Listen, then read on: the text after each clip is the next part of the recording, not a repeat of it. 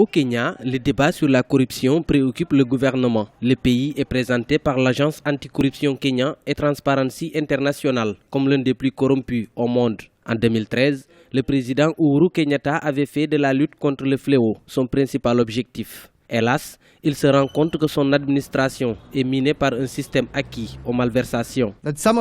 Certains de nos services publics sont en proie au gaspillage et à la corruption. Ce gaspillage menace la productivité que nous avons si péniblement commencé à construire.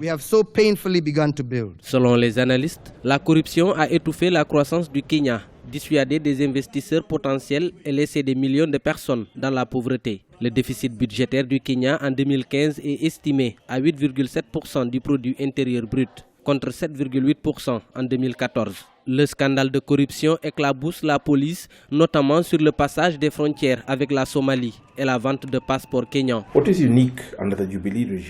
Ce qui est unique sous le régime du Jubilé, c'est que nous avons découvert les scandales avant son élection. C'est aussi en partie parce que nous avons certains organes constitutionnels qui fonctionnent comme il se doit, à l'image du contrôleur du budget, du vérificateur général et des éléments de la magistrature. C'est donc un nuage noir avec une doublure d'argent, mais la politique est au cœur de la corruption. C'est la corruption qui finance la politique au Kenya. En 2013, Transparency International avait classé le Kenya au 136e rang sur les 177 pays les plus corrompus du monde.